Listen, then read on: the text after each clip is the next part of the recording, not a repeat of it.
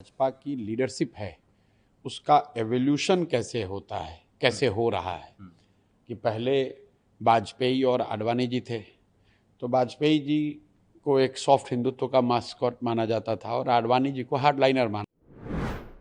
बिहार में होने वाले विधानसभा चुनाव से पहले जनसुराज पार्टी के संस्थापक प्रशांत किशोर ने भारतीय जनता पार्टी पर निशाना साधा।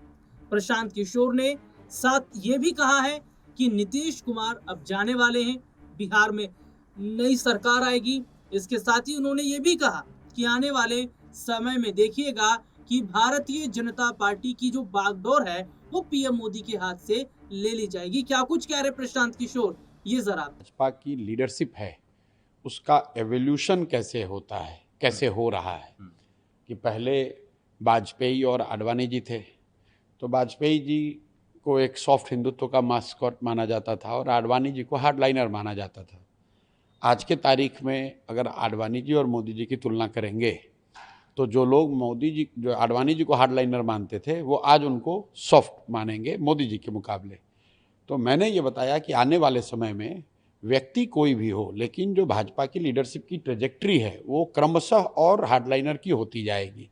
तो एक समय ऐसा आएगा 10 साल के बाद, जैसा आडवाणी जी के साथ हुआ है वैसा ही 10 साल के बाद 15 साल के बाद एक ऐसा समय आएगा कि भाजपा की लीडरशिप ऐसे किसी हार्डलाइनर व्यक्ति के पास रहेगी जिसके सामने मोदी जी का हिंदुत्व जो है वो सॉफ्ट दिखेगा। ये बात मैंने कही। लोग ये कह रहे हैं कि आप योगी जी को रेडिकल कह रहे हैं, अभी कट्टर। नहीं नहीं, मैंने व्यक्ति का तो कोई बात ही नहीं करी है। ये सवाल कोई आज थोड़ी ना पूछा गया, हमसे 5 साल से पूछा जाता है कि भाजपा का आगे लीडर कौन होगा। तो मैं हमेशा कहता हूं कि कौन व्यक्ति होगा ये पता नहीं है, लेकिन जो भी होगा वो आज के लीडरशिप से ज़्यादा हार्डलाइन। जमीन पर बिहार में बदलाव निश्चित है, उसको कोई रोक नहीं सकता है।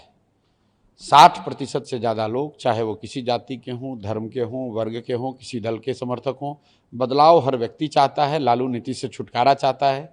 30-35 साल से जो व्यवस्था चली आ रही है, लोग उससे आगे बढ़कर एक ऐसी व्यवस्था चाहते हैं जिसमें जाति, धर्म, नाली गली 5 किलो अनाज से ऊपर उठकर यहाँ बिहार में भी शिक्षा, रोजगार की बात हो, पलायन रोकने की बात हो, तो वो स्पष्ट है।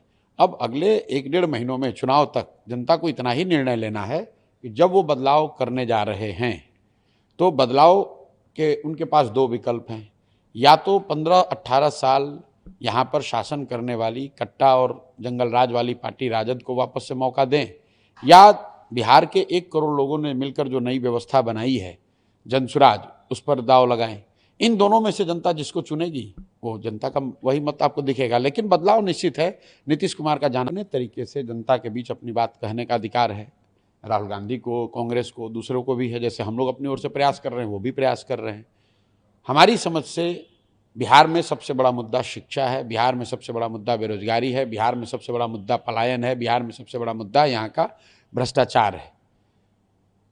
कांग्रेस को या दूसरे राजद को अगर ऐसा लगता है कि वोट अधिकार या SIR ही सबसे बड़ा मुद्दा है तो ये उनका लोकतांत्रिक अधिकार है।